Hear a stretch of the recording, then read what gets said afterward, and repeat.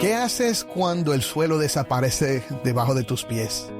Hay momentos en la vida cuando todo lo que parecía firme comienza a sacudirse. Una llamada del médico, una pérdida inesperada, un apagón más, un futuro lleno de incertidumbre. Todos, tarde o temprano, vamos a caminar sobre un piso que ya no parece estable. ¿Dónde encuentras una esperanza que no se derrumba cuando el mundo tiembla? Hablemos de esto hoy.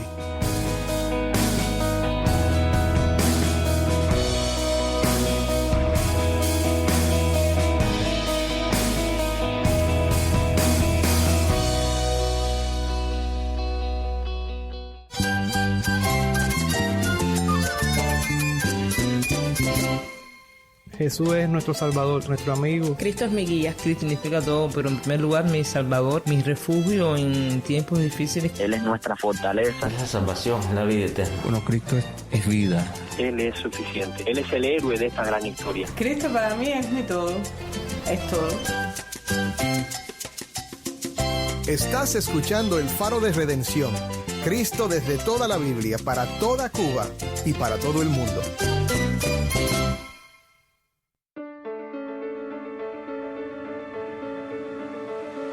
Hola, soy el pastor Dani Rojas, el director y locutor del Faro de Redención.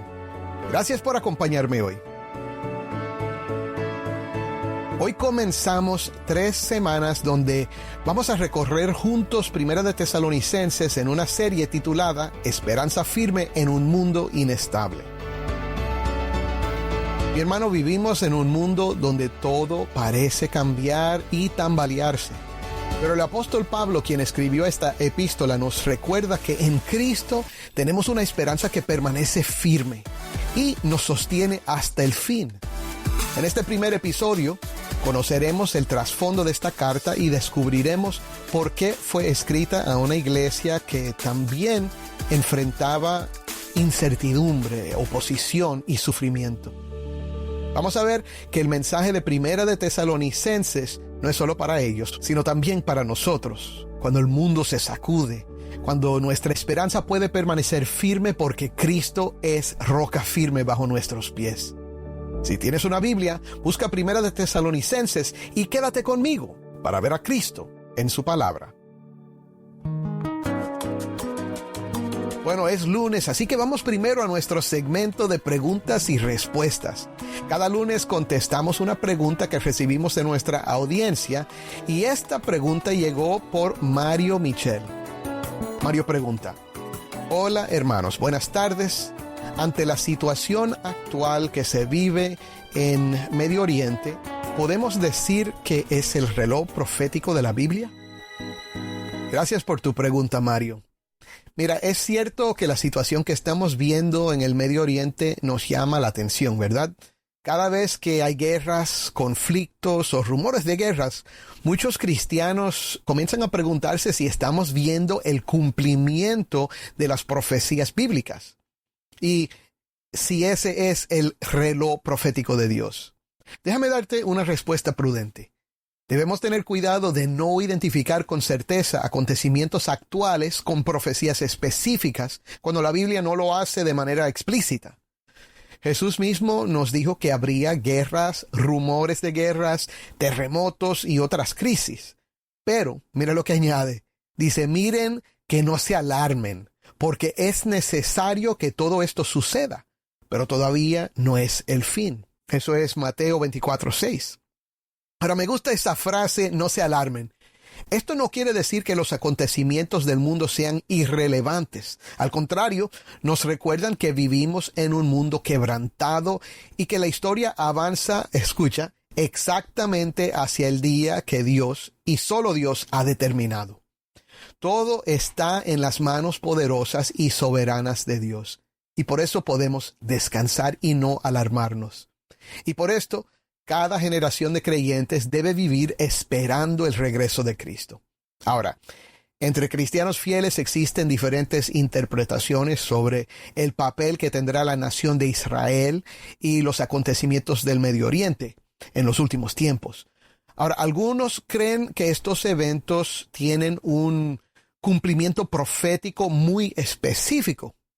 Otros entienden esas profecías de una manera diferente, pero todos coincidimos en algo mucho más importante. Jesucristo volverá corporal y gloriosamente, juzgará al mundo, establecerá definitivamente su reino y cumplirá todas las promesas de Dios. Amén. Y por eso, más que intentar poner una fecha al calendario profético o identificar cada noticia con una profecía concreta, la Biblia nos llama a otra actitud: permanecer despiertos, perseverar en la fe y vivir en santidad. Las noticias cambian todos los días. La palabra de Dios permanece para siempre. Nuestra esperanza no descansa en interpretar correctamente cada titular, sino en el Rey que prometió: ciertamente vengo pronto. Apocalipsis 22:20. Así que sí, los acontecimientos del mundo nos recuerdan que la historia se dirige hacia el regreso de Cristo, pero debemos ser humildes al interpretar los detalles y firmes en aquello que la Escritura revela con absoluta claridad. Jesús viene y nuestra esperanza está en Él. Espero que esta respuesta te haya ayudado. El lunes que viene contestaremos otra pregunta. Así que si tienes algo que quieres saber acerca de la Biblia, la teología o la vida cristiana, puedes enviar tu pregunta por Instagram, Facebook o nuestros canales de Telegram y WhatsApp. Y también por WhatsApp al número 1-909-237-8762. De nuevo, 1-909-237-8762. Oye, y graba esa pregunta para oírla en tu voz. Hace casi 50 años, durante una visita a San José, Costa Rica, mi mamá nos llevó a ver la Guerra de las Galaxias. Y justo cuando Obi-Wan Kenobi y Darth Vader estaban cruzando sus sables de luz, la Tierra comenzó a temblar. Lo recuerdo como si fuera ayer. En un instante la película se congeló, la pantalla se apagó y todo empezó a sacudirse. Y apenas alcancé a preguntarle a mi mamá qué estaba pasando cuando la gente comenzó a levantarse y a salir corriendo del cine. Y mi mamá, visiblemente nerviosa, nos tomó de la mano a mi hermano y a mí para salir también. Sin embargo, lo que más recuerdo no es el ruido ni el temor, sino la extraña sensación de caminar sobre un piso que ya no era firme. Cuando la tierra se mueve bajo tus pies, te das cuenta de lo mucho que dependes de la estabilidad. Mientras estudiaba para esta serie, el 24 de junio del 2026, la tierra volvió a temblar, y esta vez en Venezuela, dejando miles de vidas truncadas y familias enteras entre los escombros. Y para quienes lo vivieron no fue una metáfora, fue la pérdida literal de todo lo que creían firme. Y aunque no todos vamos a pasar por un terremoto así, todos, sin excepción, vamos a atravesar momentos en los que los cimientos de nuestra vida se sacudirán. Puede ser el diagnóstico de una enfermedad, la pérdida de un ser querido, la angustia de no saber si el dinero va a alcanzar para sostener a la familia, una noche más sin agua o sin electricidad, sin saber cuándo volverá la luz, o la desesperante incertidumbre de no saber qué traerá el mañana. Todos son temblores que sacuden aquello que creemos más firme. El mundo es inestable, pero Dios nos habla en su palabra de una esperanza que es firme. Y pocas cartas muestran esa esperanza con tanta belleza como Primera de Tesalonicenses. Te invito a recorrerla conmigo durante las próximas semanas para aprender a vivir con esperanza firme en un mundo inestable. Primera de Tesalonicenses es una carta que el apóstol Pablo escribió a una joven iglesia en la ciudad de Tesalónica. Para entender esta carta es importante conocer un poco a las personas que la recibieron por primera vez. Tesalónica era una ciudad importante del Imperio Romano. Era una ciudad próspera, llena de comercio, de movimiento, de oportunidades. Pero también era una ciudad donde la gente buscaba seguridad en muchas cosas, en el poder de Roma, en la prosperidad económica y en una multitud de dioses e ídolos que prometían protección y bienestar. Fue allí donde llegó el apóstol Pablo. En Tesalónica había una comunidad de judíos y, como era su costumbre, comenzó predicando en la sinagoga judía. En Hechos 17 se nos dice que durante 3 sábados Pablo entró en la sinagoga y comenzó a razonar con ellos a partir de las Escrituras. Les explicaba que el Mesías debía padecer y resucitar de entre los muertos, y luego hacía una afirmación extraordinaria. Este Jesús, a quien yo les anuncio, es el Cristo. Algunos creyeron. Sus vidas fueron transformadas. Y Pablo dice que se convirtieron de los ídolos a Dios para servir al Dios vivo y verdadero. Eso es asombroso. En una ciudad llena de dioses y templos y promesas de seguridad, estos hombres y mujeres dieron la espalda a todo en lo que antes habían confiado para seguir únicamente a Cristo. Pero casi de inmediato comenzaron los problemas. No todos recibieron el mensaje con alegría.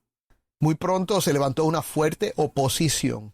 Una turba atacó la casa de Jasón, donde Pablo se hospedaba, y cuando lo llevaron ante las autoridades de la ciudad, hicieron una acusación sorprendente.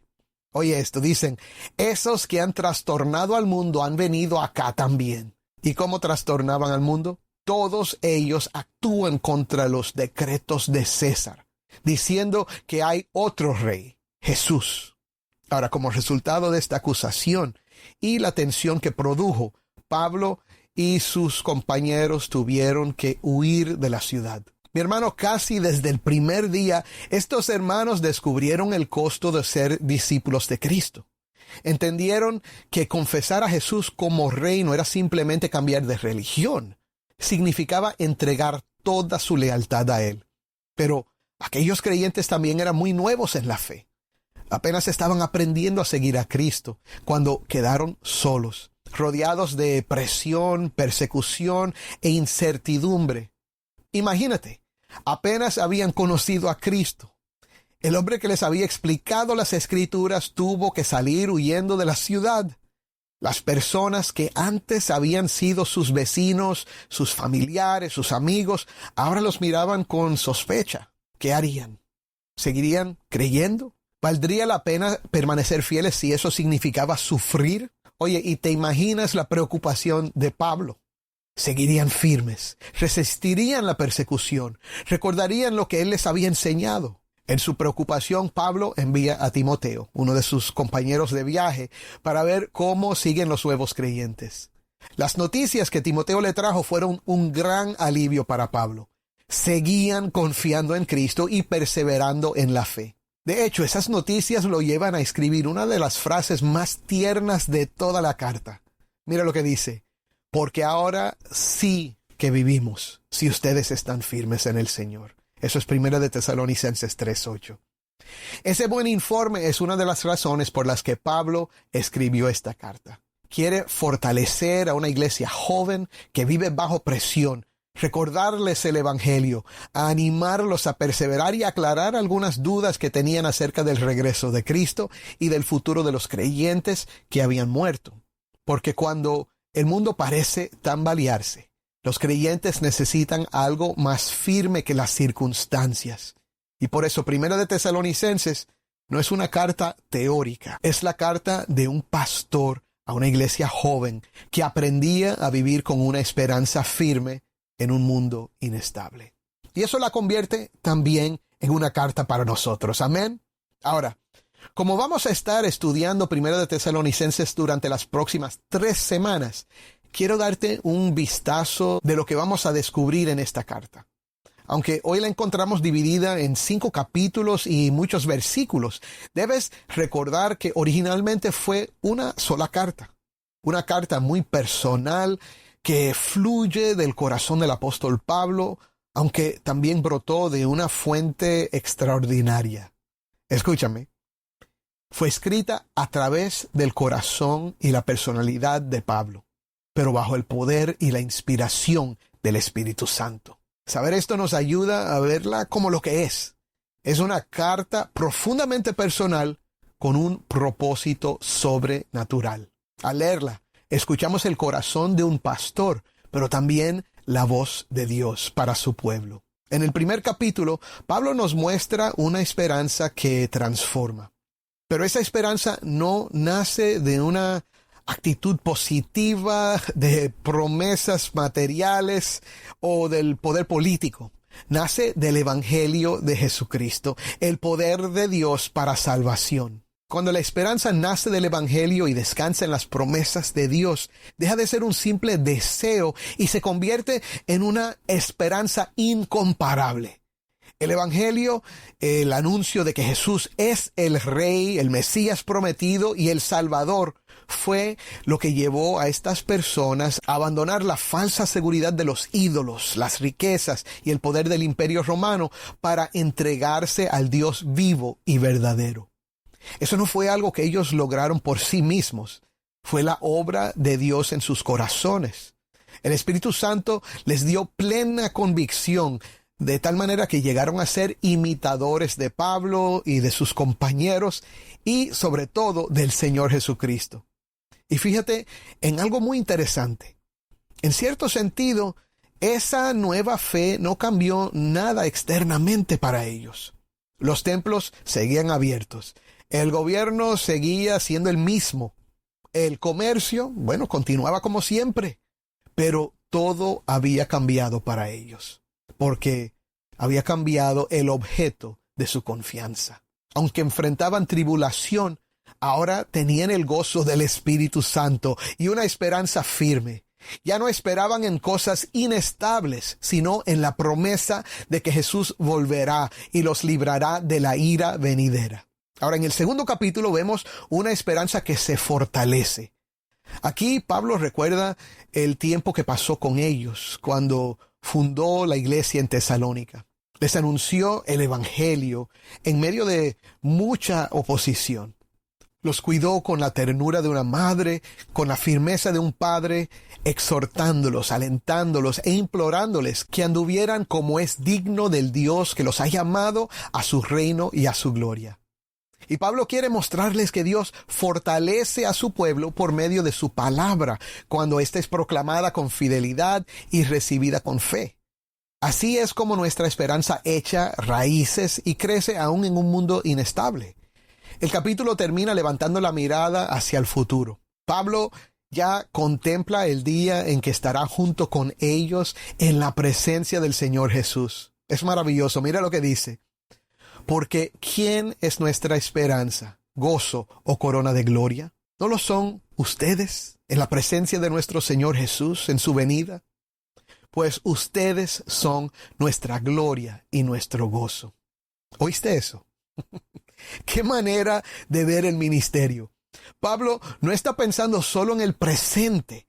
Ya imagina el día en que él y aquellos creyentes estarán juntos delante de Cristo. Esa esperanza daba sentido a todo su esfuerzo, a todo su sufrimiento y a todo su amor por esa iglesia. Y mi hermano, damos gracias a Dios por pastores y hermanos fieles que predican la palabra, que caminan con nosotros y nos ayudan a perseverar, hasta el día en que todos estaremos delante del Señor. Amén. Ahora, en el capítulo 3 vemos una esperanza que persevera. Aquí se nos permite contemplar el corazón de un pastor, revelado en las mismas palabras de Pablo. Lo vemos temiendo que las tribulaciones los hicieran vacilar y que el tentador echara por tierra todo ese trabajo que él había hecho. Pero mira el amor pastoral que late en el apóstol. Pablo anhela el bien de la iglesia. Su angustia no es egoísta, es el desvelo del pastor que teme que las ovejas se dispersen. Aquí es que leemos esas palabras asombrosas. Ahora sí que vivimos si ustedes están firmes en el Señor. Su propia vida y gozo están ligados a la firmeza de la fe de ellos. Y también vemos cómo ora un pastor. Pablo da gracias a Dios sin cesar y ora de noche y de día por volver a verlos y completar lo que falta a su fe. Así ama un verdadero pastor. Anhela, se preocupa, se goza y ora sin descanso por el pueblo que Dios le ha confiado, para que perseveren firmes hasta el fin. Y una vez más, Pablo vuelve a enfocarnos en la venida del Señor. Ora para que el Señor haga crecer y abundar el amor de ellos, a fin de que sus corazones sean afirmados, oye, irreprensibles en santidad delante de nuestro Dios y Padre en la venida de nuestro Señor Jesús con todos sus santos. Otra vez, amén. Ahora, el Evangelio produce una esperanza que realmente transforma nuestros corazones, mi hermano, que se fortalece por medio de la palabra de Dios y que persevera obrando en nosotros hasta el fin. En el capítulo 4, ahora Pablo habla de una esperanza que consuela. Esa esperanza prepara nuestros corazones para los momentos en que las tribulaciones sacuden nuestra vida. Parte de esa preparación tiene que ver con nuestra manera de vivir. Pablo enfatiza que los creyentes deben ocuparse de agradar a Dios. Los llama a mantener pureza en sus relaciones sexuales, a amarse los unos a los otros como hermanos y a llevar vidas tranquilas, trabajando con integridad para mantener siempre un buen testimonio con los de afuera. Esta manera de vivir también es un consuelo porque nos permite caminar cada día con la paz de una conciencia limpia, fruto de vivir agradecidos a Dios por la salvación y la esperanza que tenemos en Cristo Jesús, por gracia. Pero es en la última sección de este capítulo donde la esperanza y el consuelo resplandece con mayor claridad. Algunos de los creyentes de Tesalónica habían muerto y los demás se preguntaban con dolor qué sería de ellos. Pablo no les pide que dejen de llorar. Quiere que su tristeza sea distinta. La tristeza de quienes sí tienen esperanza. Y por eso Pablo vuelve a dirigir nuestra mirada hacia la venida del Señor. Él mismo descenderá del cielo. Los muertos en Cristo resucitarán primero y todos estaremos con el Señor para siempre. Ahí está el consuelo. Y escúchame, no será una reunión pasajera, sino una comunión eterna con Cristo y con todos los suyos. Y por eso Pablo concluye, por tanto, confórtense los unos a los otros con estas palabras. Mi hermano, la esperanza del Evangelio transforma nuestra manera de vivir y también nuestra manera de enfrentar la muerte. Y ese es un consuelo incomparable. En el último capítulo, Pablo nos muestra una esperanza que nos prepara. Estoy seguro de que has notado que cada capítulo termina apuntando al regreso de Cristo. Debes saber que este tema es central en la carta. Es precisamente la promesa de su venida la que da firmeza a nuestra esperanza, porque Jesús prometió regresar. Los creyentes vivimos alerta, caminamos en santidad y descansamos con confianza en la inquebrantable fidelidad de Dios. Permíteme adelantarte solo un par de las grandes verdades que vamos a ver aquí. Quizás has oído que el día del Señor llegará como ladrón en la noche, de manera inesperada. Pablo nos enseña que los creyentes no lo experimentarán así. La esperanza nos prepara para recibir su venida con gozo y tranquilidad. Pablo también nos recordará algo que mencionó al principio de la carta, que Dios no nos ha destinado para la ira. Quienes descansamos en las promesas del Evangelio tenemos una esperanza firme porque sabemos que nuestra salvación depende de Cristo, quien murió para que vivamos junto con Él. Nuestra esperanza no es un simple deseo. Está arraigada en dos realidades inmutables: la muerte y la resurrección de Cristo en el pasado y la promesa segura de su regreso en el futuro. Ya casi al final de la carta, Pablo bendice a los tesalonicenses. Déjame leerte esta bendición. Y que el mismo Dios de paz los santifique por completo, y que todo su ser, espíritu, alma y cuerpo sea preservado irreprensible para la venida de nuestro Señor Jesucristo. Fiel es aquel que los llama, el cual también lo hará. Gloria a Dios. Mira de dónde viene nuestra esperanza, mi hermano. No de la sabiduría de Pablo, no de nuestra fidelidad, no de nuestros esfuerzos. Viene de aquel que nos llamó. Dios mismo nos preservará, Él lo hará, y una vez más descubrimos que en el centro de nuestra esperanza no hay una idea ni un sentimiento, hay una persona, Cristo Jesús. Cristo es la fuente de nuestra esperanza, mi hermano. Él es el Hijo que Dios levantó de los muertos. Él es el verdadero Rey, digno de nuestra lealtad. Él es el que nos libra de la ira venidera. Él es el que volverá por su pueblo, y esa esperanza firme nos transforma. Nos convierte de los ídolos a Dios, nos mueve a vivir en santidad, en amor y servicio al Dios vivo y verdadero, y nos da una esperanza que redefine cómo vivimos, cómo sufrimos y cómo enfrentamos la muerte. La misma buena noticia que transformó a estos tesalonicenses es la que queremos que conozcas en esta serie. Que Cristo murió por tus pecados, resucitó para darte una nueva vida y volverá para hacer nuevas todas las cosas. Esa es la esperanza firme que Dios ofrece en un mundo inestable. La pregunta es, ¿dónde está puesta tu esperanza hoy? Esa pregunta es para ti que crees. Toda esperanza puesta en cualquier otra cosa es frágil y traicionera, pero las promesas de Dios son firmes porque Él es fiel. Pero la pregunta también es para ti que todavía no has creído. Si tu esperanza no está puesta en Cristo, te invito hoy a considerar lo que has oído. Cristo se entregó por ti, para el perdón de tus pecados y para la esperanza firme de vida eterna. No importa cuán lejos pienses que estés de Dios, mi amigo, ni cuán grande sea tu pecado. En Cristo hay perdón, hay reconciliación y una esperanza que jamás te defraudará. Ven a Él arrepentido y con fe y descansa en sus promesas. Mi hermano, el mundo seguirá siendo inestable, pero Cristo seguirá siendo fiel. Y por eso, en Él siempre habrá una esperanza firme. Créelo.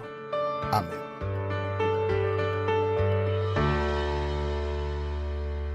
Soy el pastor Dani Rojas y esto es el Faro de Redención. Oremos. Padre Celestial, tú eres bueno y misericordioso y no hay nadie como tú.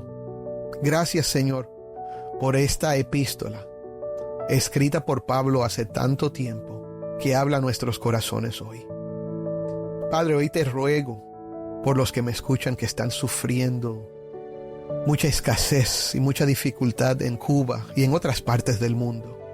Te pido por los que están luchando con malas noticias en cualquier lugar, Señor. Por los que están quizás luchando en sus matrimonios por mantenerse juntos. Por los que están llorando por un hijo que se ha apartado. Padre, por las iglesias que están quizás ahora mismo pasando por dificultades. Te pido que hoy, a través de esta palabra que hemos predicado, ellos puedan levantar la mirada a Cristo Jesús. Señor, que puedan recibir de ti esperanza firme, Señor. Padre, a pesar de estos momentos que nos sacuden, tú eres firme, eres todopoderoso, eres fiel. Ayúdanos a creerlo y a descansar en esa verdad. Consuélanos con esas palabras. Y Padre, hoy te pido como siempre por aquel que no ha creído, que hoy mismo abandone su esperanza en otras cosas y se agarre de Cristo, Señor. Perdónalo y dale vida nueva por medio de tu Hijo Jesús. En el nombre de Cristo. Amén.